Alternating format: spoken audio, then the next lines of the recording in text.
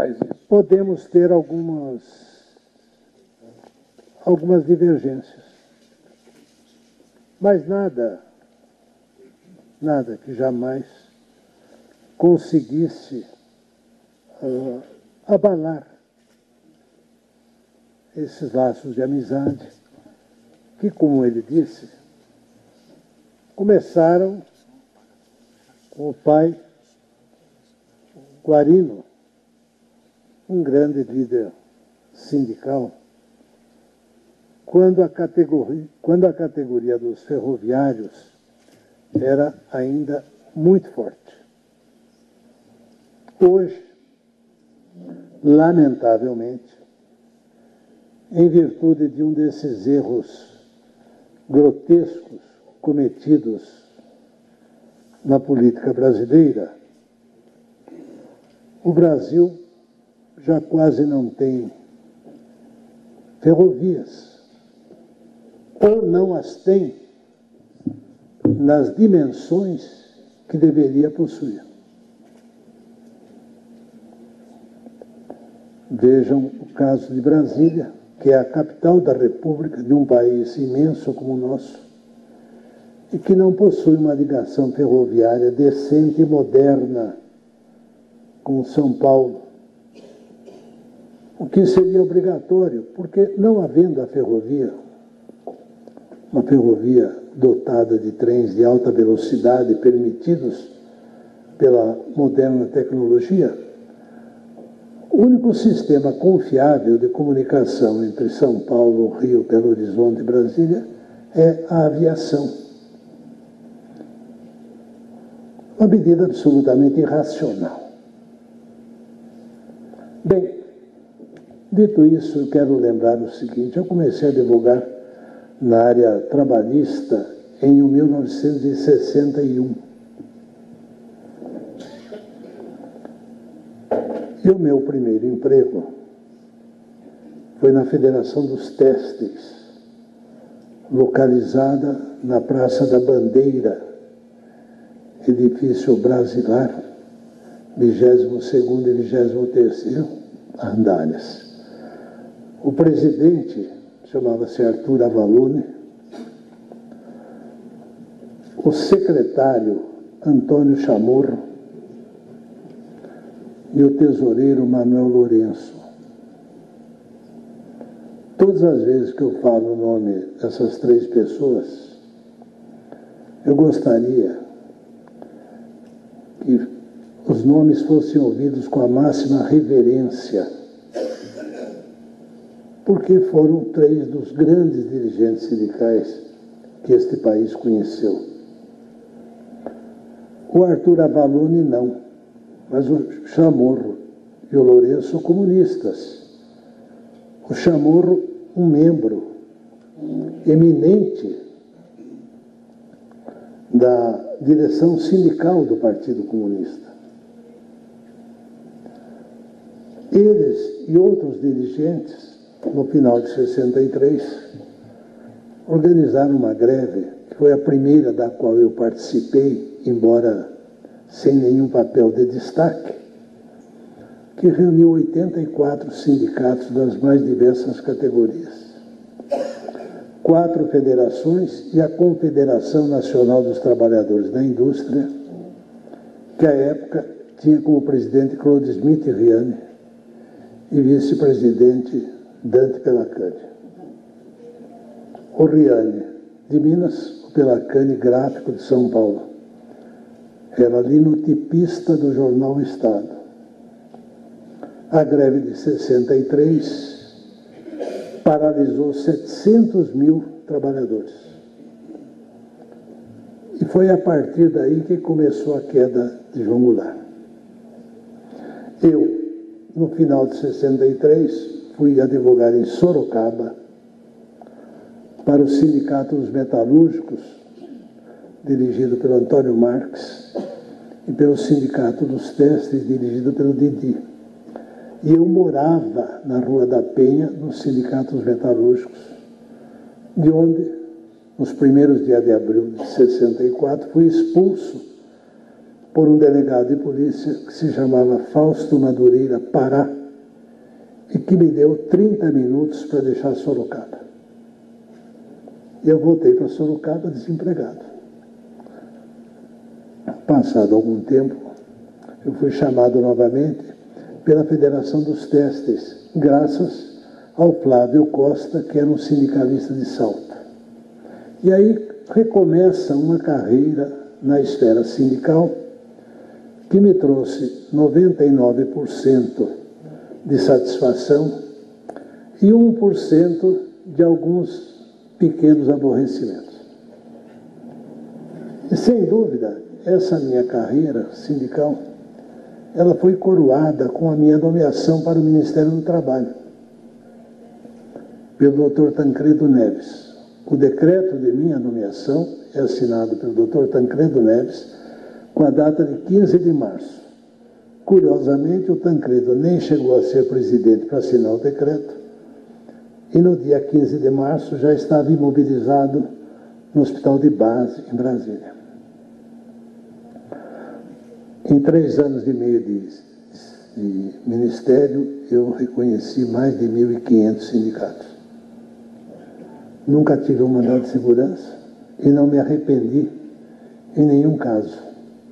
Algumas categorias surgiram, entre as quais essa categoria que é dirigida pelo meu querido amigo Neto, como também a dos vigilantes, como a dos secretários, como dos movimentadores de carga, além de uma quantidade imensa de categorias já existentes, mas cujos sindicatos receberam, então, a sua carta de reconhecimento.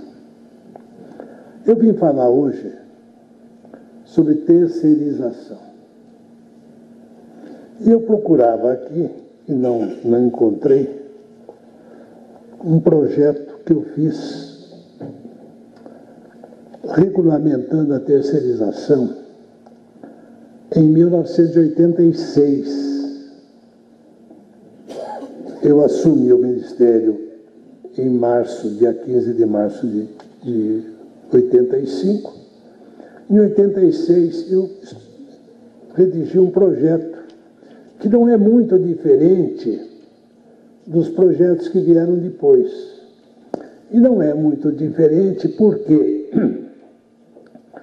a terceirização é, na realidade, o contrato de prestação de serviço previsto pelo Código Civil, e que já existia no Código Civil de 1916, com um nome impróprio, inadequado, mas era da época, de locação de serviços.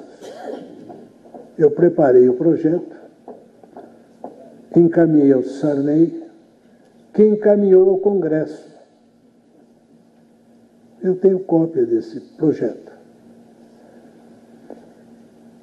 Por que eu redigi esse projeto em 1986? Porque a terceirização começara a ganhar corpo na década de 70. Essa terceirização que nós estamos discutindo, embora já existisse com o nome de locação de serviços, ela já passara a ser utilizada por algumas grandes empresas, e eu havia me dado conta disso como advogado de sindicato. Antes da terceirização ganhar essa força que tem hoje, as empresas eram fortemente verticalizadas. Ou seja, a empresa fazia tudo. Ela começava construindo as casas dos seus empregados, as vilas operárias. Se era uma usina de açúcar, tinha lá uma grande colônia. Tinha um clube, tinha um departamento médico, tinha as enfermeiras, tinha um sistema próprio de transporte. Se fosse um engenho de açúcar, tinha lá uma grande quantidade de cavalos, de burros ou de bois, tinha as carroças e tinha as oficinas para assegurar o transporte da cana do campo para o engenho. Eu via isso em Capivari, que na minha meninice, na minha juventude, tinha o engenho central de Rafar, dos franceses, a usina São Francisco, a usina Bom Retiro, a usina Santa Cruz. Era assim, o engenho tinha quase uma vida própria, porque era tudo muito verticalizado, ele tentava ser autossuficiente. Isso está nos livros sobre desenvolvimento industrial do Brasil. A fábrica em São Paulo, uma fábrica de tecido, aqui no Brás, ela procurava fazer tudo e cuidava da própria limpeza. Com a vinda das primeiras multinacionais modernas, percebeu-se que o sistema deles era diferente. Procuravam se concentrar no seu negócio específico e deixavam essas tarefas periféricas, circulares, auxiliares, por conta de especializados. Entre as primeiras empresas terceirizadoras estavam as fábricas de tecido, que tinham uma mão de obra muito numerosa naquela época. Os teares, eu trabalhava na Federação dos Testes, os teares eram mecânicos, eram um equipamento simples. Não havia esse sistema todo eletrônico, controlado por computador, porque nem havia computador. A fábrica resolveu o seguinte: olha, vamos entregar o serviço de limpeza para um terceiro. E quem será esse terceiro? Apanhava o empregado mais esperto, mais criativo, e sugeria a ele que montasse uma pequena firma para se incumbir da limpeza. Isso passou a ser feito. Mais tarde, isso passou a ser feito com a vigilância. O departamento médico desaparece e dá lugar ao convênio. Como nos sindicatos metalúrgicos lá da Rua do Carmo chegou a construir um prédio muito grande, inaugurado pelo general Edenardo, ao tempo do Joaquinzão, onde era uma espécie de hospital do sindicato. Os estivadores de Santos tinham um grande hospital em Santos, o Hospital dos Estivadores. Percebeu-se que não era a melhor maneira. A melhor maneira era entregar tudo isso a pessoas especializadas. Mas aí surge o problema. Aquela pessoa a quem se delegou, a quem se entregou a responsabilidade da limpeza, ele não estava com a preocupação trabalhista na cabeça. Ele era um homem sem muito preparo. E uma enorme quantidade dessas empresas terceirizadoras, não é, que surgiram repentinamente, surgiram sem capital, sem experiência, sem critério, sem gerência, sem nada. E num determinado momento, tornaram-se produtoras de problemas trabalhistas.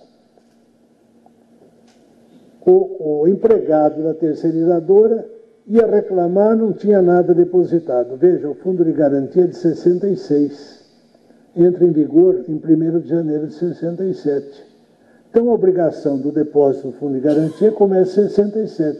O cidadão ia lá, não tinha nada. Também não tinha recolhido a contribuição previdenciária, também não tinha dado férias, não pagava o 13º, foi uma criação da época do Goulart. As reclamações trabalhistas se multiplicaram e na sentença, na execução de sentença, percebia-se que o patrão, o ex-patrão, não tinha como responder pelas dívidas trabalhistas. Procurem acompanhar essa síntese histórica que eu estou fazendo, porque ela é absolutamente verdadeira.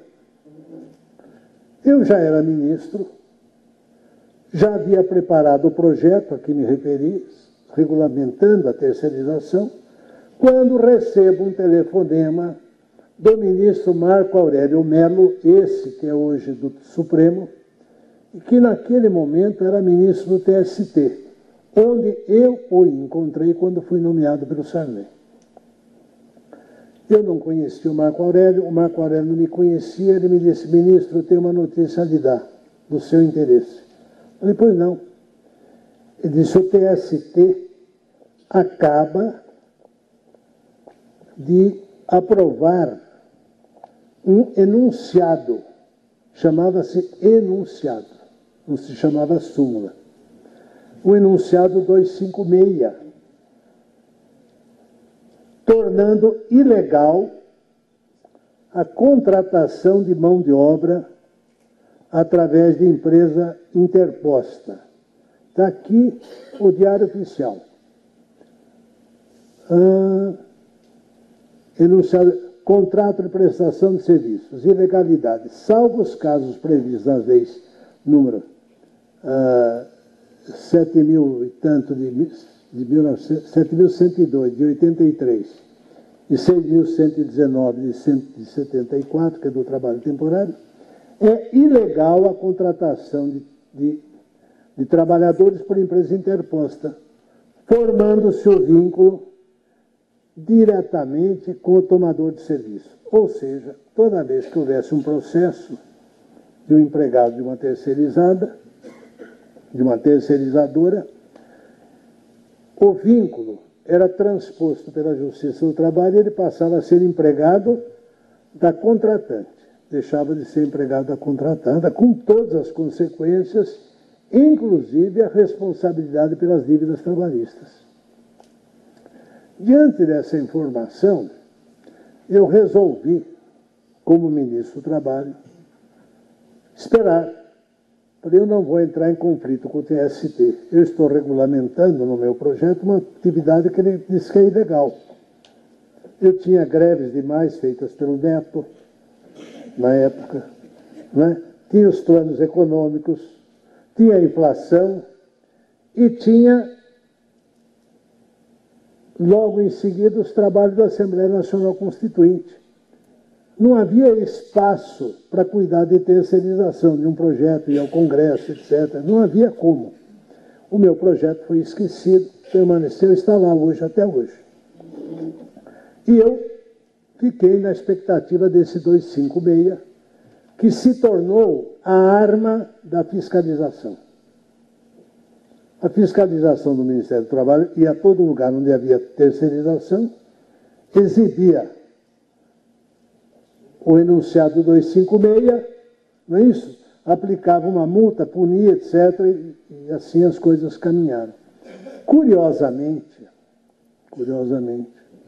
por mais que a fiscalização batesse, por mais forte que fosse a repressão do Ministério do Trabalho, mais crescia a terceirização. Em função do 256, não houve um retrocesso na terceirização. Ela continua a se expandir. Os senhores vão me perguntar: mas como? Se havia uma norma do TST dizendo que é ilegal, havia o risco da transposição do vínculo, como é que a terceirização continuou, não é, a prosperar? Por uma razão muito simples, que escapa até hoje à percepção do Congresso, do Poder Judiciário, do Ministério do Trabalho e do Ministério Público do Trabalho. A terceirização é um fato do mundo econômico.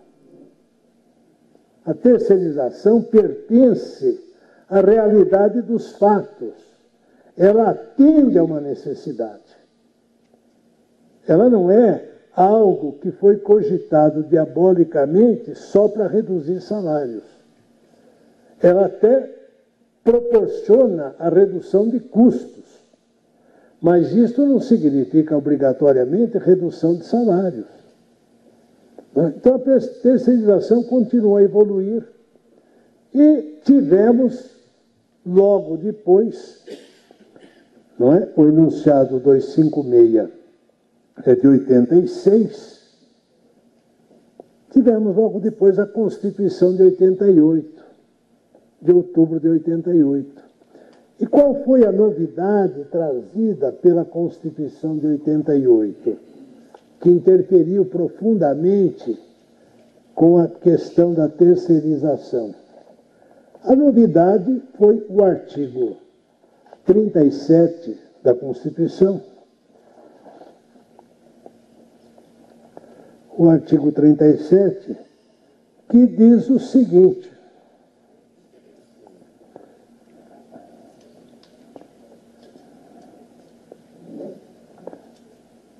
o artigo 37 diz o seguinte, no inciso 2, a investidura em cargo ou emprego público, cargo ou emprego, depende de aprovação prévia em concurso público de provas ou de provas e títulos.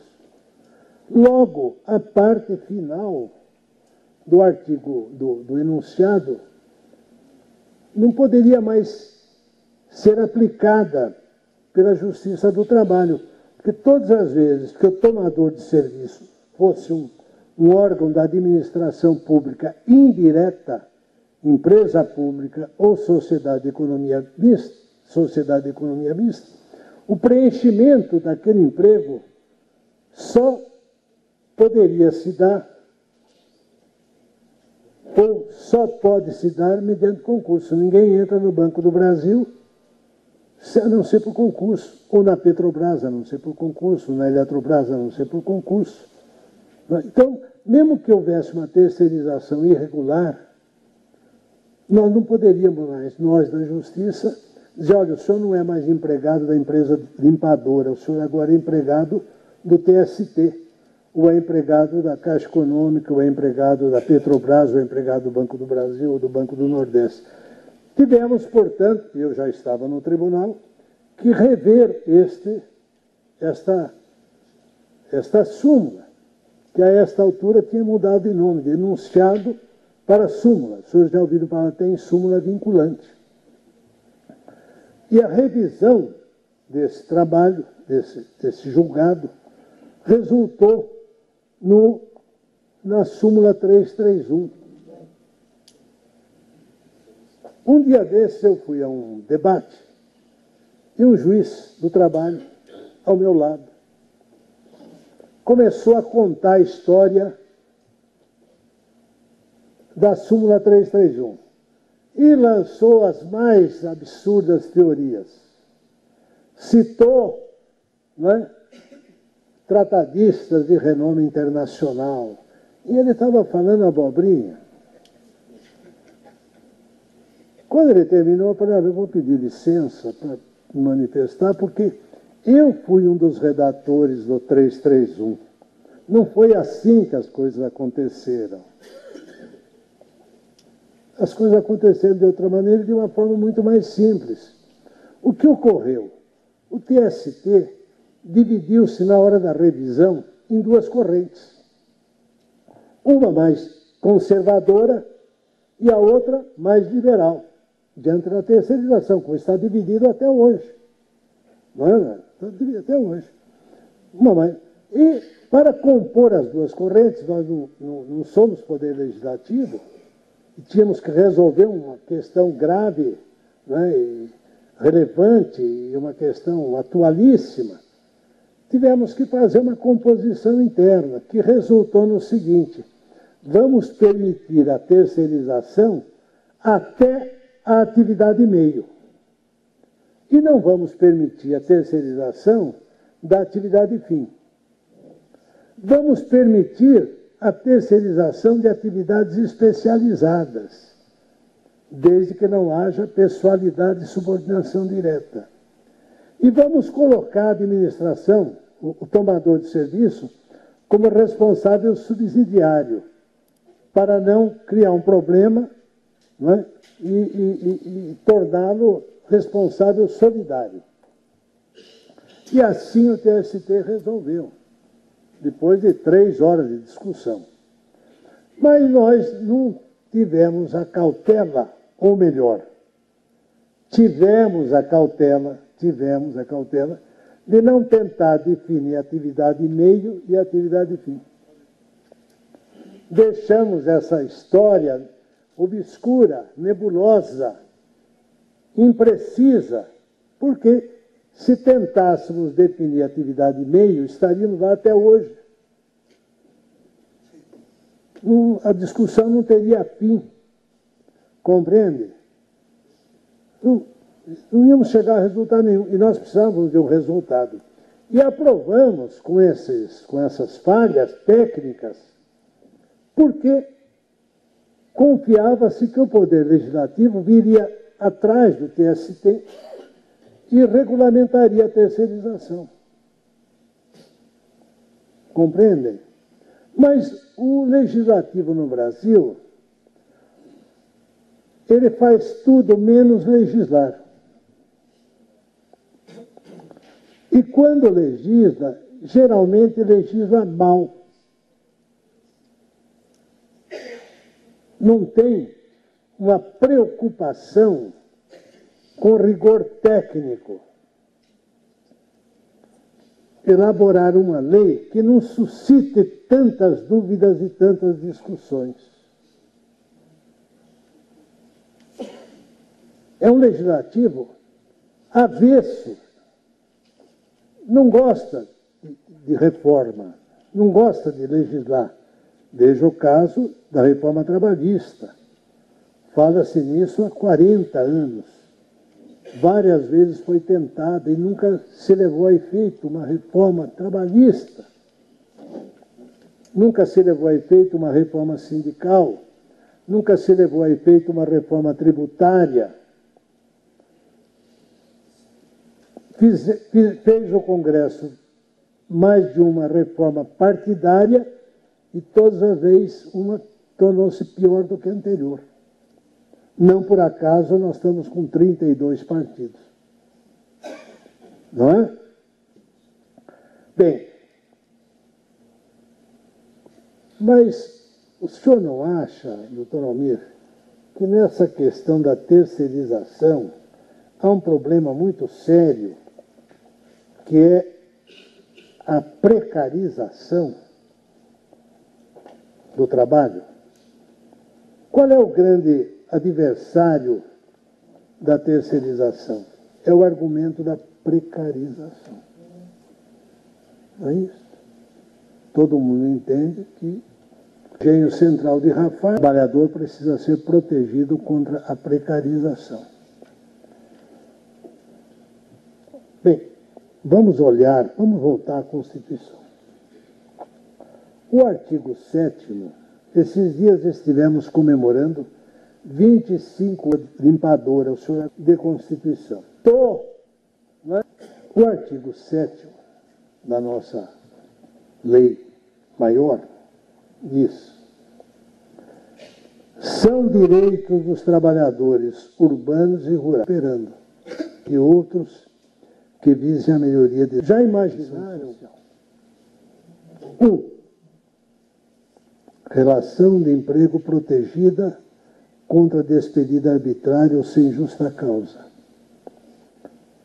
Nos termos da lei complementar, que preverá a indenização. A Anvisa ter, entre outros direitos. Ora, se a Constituição diz que a relação de emprego deve ser protegida, é porque ela não é tão segura.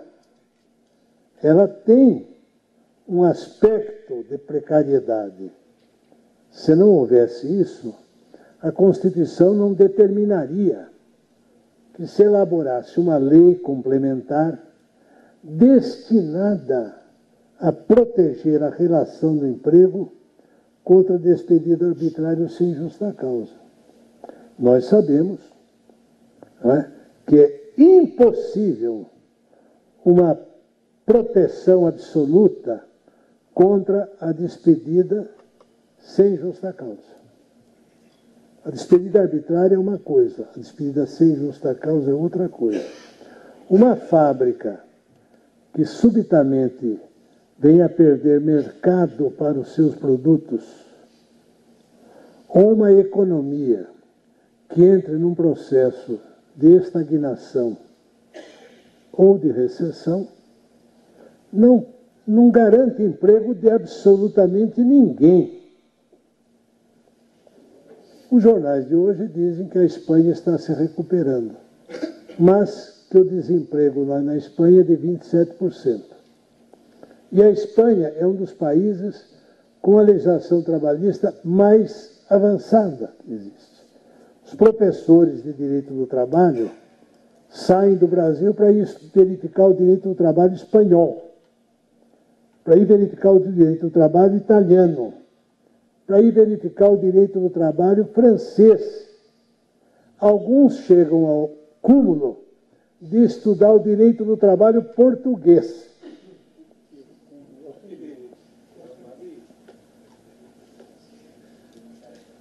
Deixa eu explicar entre parênteses. O nome do meu pai era Amaral Pinto. E o meu avô chamava-se Juca Pinto de Oliveira. Então eu descendo de português. Mas não posso deixar de reconhecer que Portugal não é uma potência econômica, nem industrial, nem coisíssima nenhuma. Então os senhores percebem que a relação de trabalho, ela já é, pela sua própria natureza, não é, contaminada por um certo grau de precariedade. O que mais protege o trabalhador, ou a relação de trabalho, a relação de emprego, é uma economia desenvolvida, forte, capaz de gerar empregos. Não basta ter uma lei que diga, olha, nós temos que proteger. Aí você pode aplicar a penalidade que quiser, se a empresa quebrar, estão todos na rua. Ou, se a empresa resolver recorrer à automatização. Os senhores geram empregos e destroem empregos. Não é isso? A informática gera empregos e destrói empregos. E não há como impedir que uma economia moderna venha a se valer dos recursos da moderna tecnologia da informação. Já imaginaram um grande escritório onde todo o sistema fosse ainda feito na máquina de escrever mecânica? Ou uma central telefônica que não usasse o computador e dependesse de 3 mil, 5 mil, 10 mil telefonistas? Quantas telefonistas seriam necessárias para atender o volume de chamadas de uma cidade como São Paulo? É impossível saber. Se tirar o computador, a telefônica entra em colapso. Então, destrói e cria. Não há como. É preciso que essas pessoas entendam que a melhor maneira de se proteger o empregado contra a precariedade é estimular o crescimento da economia. É desenvolver políticas de crescimento econômico. Ter um planejamento industrial à altura das necessidades. O Estado de São Paulo de ontem conta aquilo que muita gente já sabia. Está se instalando em Jacareí uma nova fábrica de automóveis chinesa, Chery. Já há veículos da Chery circulando. Todos os vergalhões de aço para montagem da indústria vieram da China. Todos. 60 dias por mar, sobe a Serra de Santos, vai até Jacareí e chega mais barato do que o vergalhão de aço brasileiro, que não existe nas dimensões exigidas pela fábrica. Ora, então nós não só não estamos modernizando, como estamos exportando empregos. O Brasil se transformou num grande exportador de empregos. E eles estão preocupados com a terceirização. Desenvolve uma guerra tremenda contra a terceirização, que a todo momento nós temos ações civis públicas, fiscais. O seu setor, Neto, tem o privilégio de ser um dos menos perseguidos, talvez nem seja. Porque quem vai exigir que uma empresa tenha ela incorporada lá dentro todo o seu sistema, não é? Que você pode fornecer a um custo mais barato, renovando o equipamento que se torna obsoleto com muita rapidez, não é? Sem aquela empresa ter a necessidade de sucatear uns e comprar outros, porque é o seu ramo, é a sua atividade.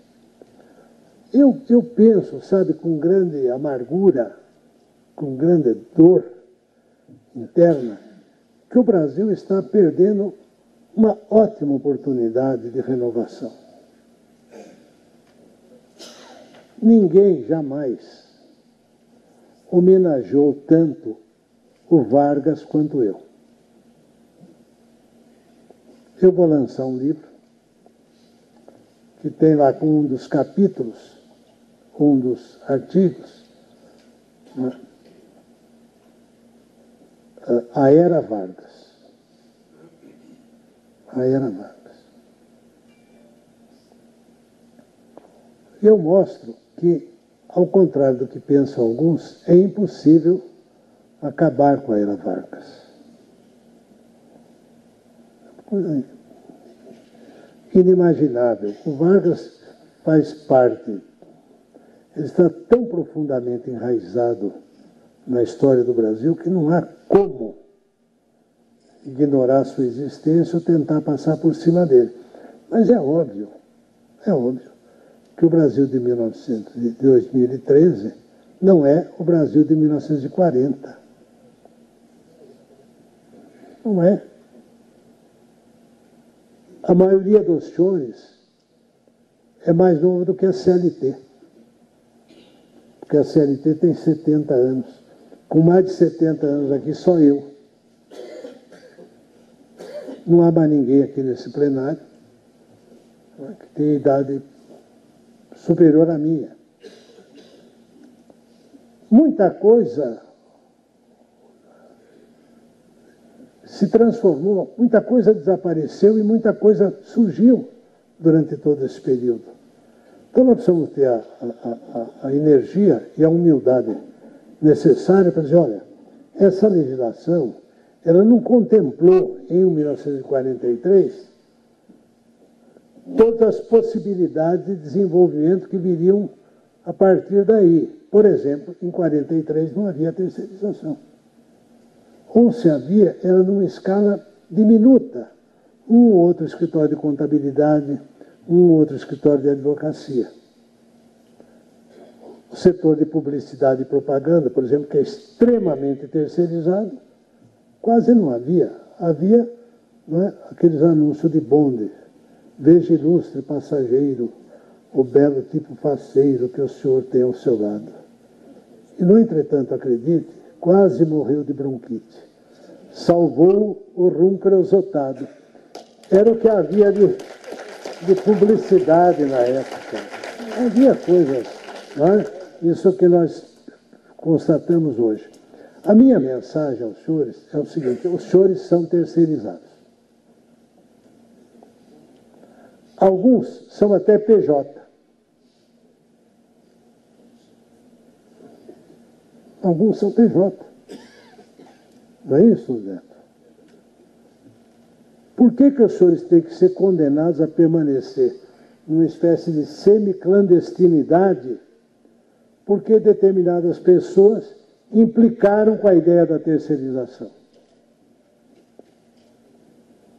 Eu fiz um parecer recentemente para laboratórios de análise, tipo DASA, Diagnósticos da América S.A., tipo Fleury,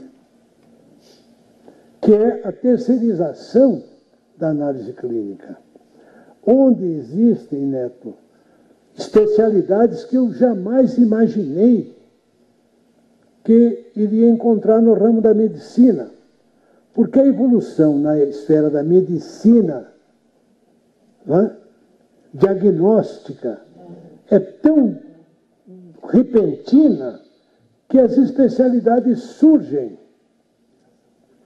E, às vezes, naquela especialidade, o senhor tem 4 ou 5 médicos apenas que foram para o exterior e adquiriram o conhecimento necessário. E ele não quer ser empregado de um hospital. Ele quer ter liberdade para trabalhar para quem ele quiser. Ele é um PJ e é um terceirizado. Há poucos dias eu fui visitado em Campinas por um médico. Foi lá conversar comigo. Ele era vereador e naquele episódio do doutor Hélio, quando o doutor Hélio e o vice-prefeito foram os dois caçados, ele, como presidente da Câmara, assumiu a prefeitura. E depois ele foi eleito pela Câmara para ser o prefeito durante um mandato tampão. Chama-se Pedro Serafim, esse médico. E ele foi à minha casa, lá em Campinas, e estávamos conversando, e eu falando com ele: Pedro, quais são os seus projetos políticos? Ele me dizia: eu não sei bem, vim até aqui conversar com o senhor, o senhor acha? Eu não sei o que você vai fazer, né? Você é um homem experiente e tudo mais, né? Eu falei: como é que está o seu consultório? Porque ele é médico. Ele disse: não, o meu consultório eu fechei. Ah, fechou? E aí ele falou: eu agora tenho uma empresa de análise. É uma empresa? Ele disse: eu vou explicar para o senhor. Suponha um remédio cuja patente expirou. A patente de um remédio, 20 anos, 10 anos, não sei, né? Voltaren, né, que é um remédio muito conhecido. Atacam, né, que é um remédio, acho que para o coração, não sei, que eu tomo.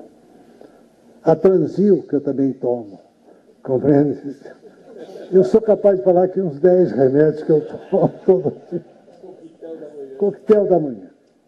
E o da noite.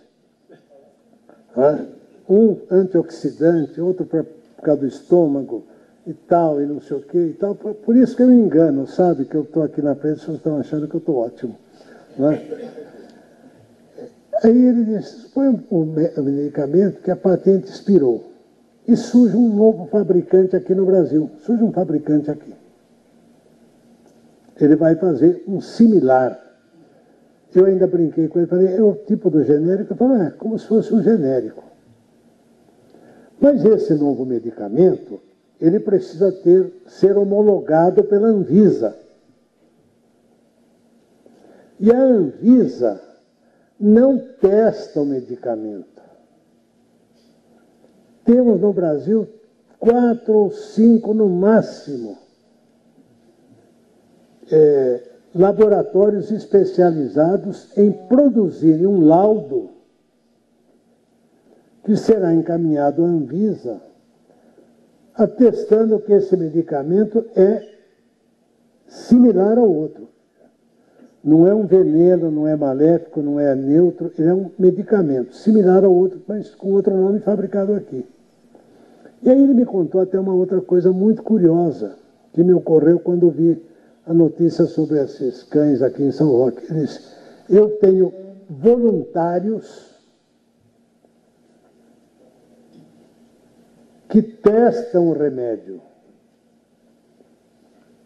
E detalhou as diversas fases, não é, em que esses remédios são testados, para depois o laudo ser entregue à Anvisa, que vai examinar o laudo, mas não examina o medicamento, examina só o laudo, para homologar.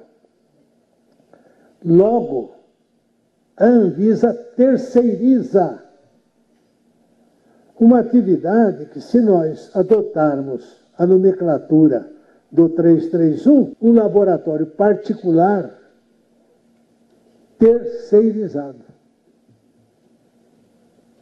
Entende? Então, nós temos aí que conviver com a discriminação, com um combate absolutamente irracional. Há poucos dias, um juiz aqui do Regional de São Paulo me disse: mas, ministro, a terceirização não deveria depender de lei, nem que autorize, e não deveria sofrer os efeitos de uma lei que a proíba. Por quê? Porque é uma coisa absolutamente natural que aconteça assim. A Anvisa se dedica, não é? O que faz, afinal de contas, a Anvisa? A Anvisa, ela planeja, a Anvisa coordena, a Anvisa delega a competência e a Anvisa controla ou fiscaliza. Dentro dos princípios fundamentais que devem reger a administração pública e que estão num decreto-lei de 1967, recepcionado pela Constituição de 88. O decreto-lei diz: as atividades da administração federal obedecerão aos seguintes princípios fundamentais: planejamento, coordenação, descentralização, delegação de competência e controle. E lá no artigo 10, parágrafo 7º, esse decreto-lei diz o seguinte: para melhor desincumbir-se das tarefas de planejamento, coordenação, supervisão e controle, e com o objetivo de impedir o crescimento desmesurado da máquina administrativa, a administração procurará desobrigar-se da realização material de tarefas executivas, recorrendo sempre que possível à execução indireta mediante contrato, desde que exista na área iniciativa privada suficientemente desenvolvida e capacitada a desempenhar os encargos da execução. É o que a Anvisa faz. E como argumento final, o que fará a União relativamente à exploração do petróleo do pré-sal.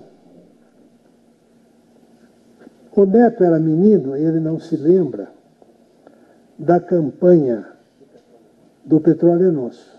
Eu já era mocinho e me lembro bem.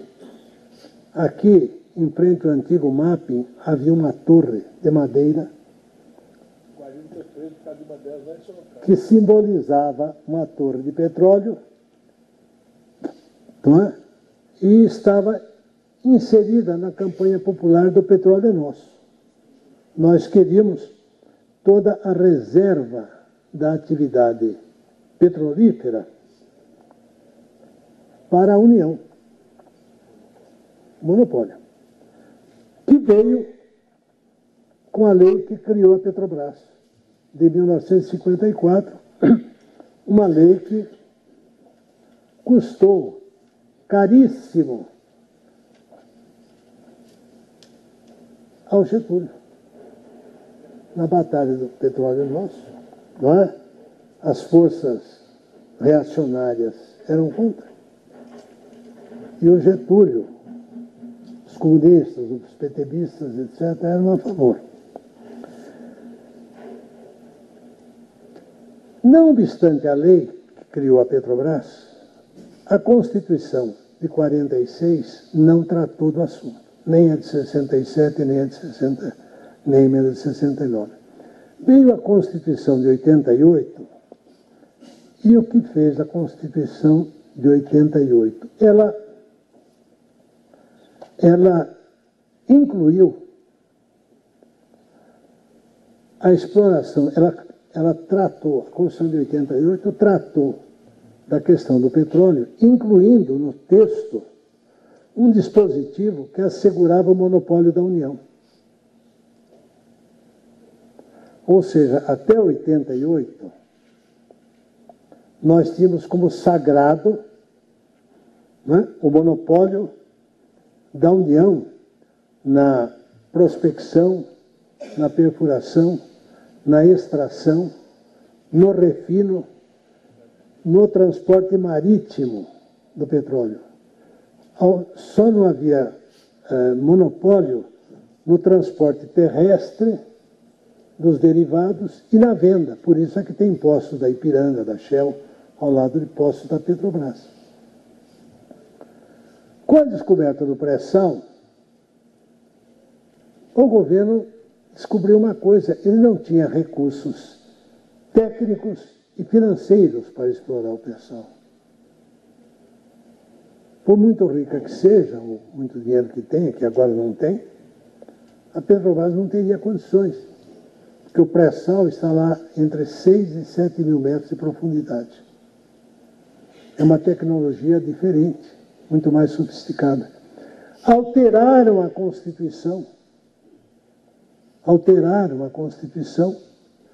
se não me engano, em 1990, estou procurando aqui, mas como não enxergo no escuro nem com óculos, alteraram a Constituição para permitir a terceirização da pesquisa, da perfuração, da extração e do refino.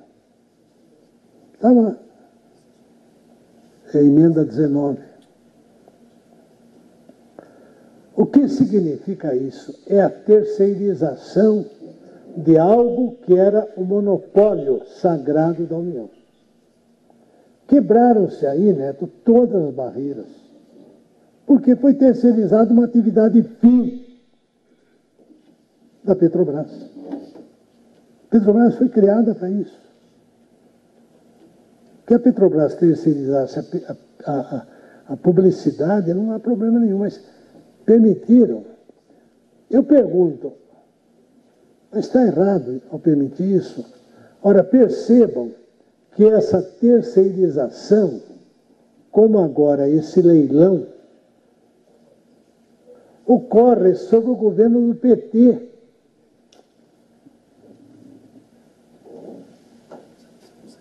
Não é? Sob o governo do Partido dos Trabalhadores, que era um dos mais radicais combatentes da terceirização. E defensor da Petrobras, que é um patrimônio nacional. A conclusão a que chego, que eu espero que os senhores entendam, é a seguinte: nós não estamos pisando em terreno sagrado. Nós estamos tratando de economia, de fatos da economia. Em economia nós temos que ser pragmáticos. Nós temos que ser pragmáticos de uma outra maneira. A terceirização é algo que hoje interessa não só aos senhores, interessa aos patrões, interessa às empresas, e interessa ao governo, que terceiriza muito, por exemplo, no Banco do Brasil. O Banco do Brasil tem 3 vezes mais terceirizados do que funcionários. Sabia disso? Então, por que essa resistência? É a pergunta que eu deixo no ar para os senhores. Por quê? Porque esse combate continua sendo travado a tal ponto que esse projeto do deputado Sandro Mabel, que tem como relator o deputado Arthur Maia, não consegue andar, embora tenha sido resultado de um consenso entre trabalhadores terceirizados, aqui em São Paulo representados majoritariamente pelo nosso amigo Genival, não é? E empresas terceirizadoras. Ninguém é contra e o projeto não anda. E eu duvido que seja aprovado este ano e duvido que venha a ser aprovado ano que vem. Tantas têm sido as manobras no sentido de evitar que isso aconteça. Por quê? É a pergunta que eu deixo no ar para todos os senhores. Muito obrigado.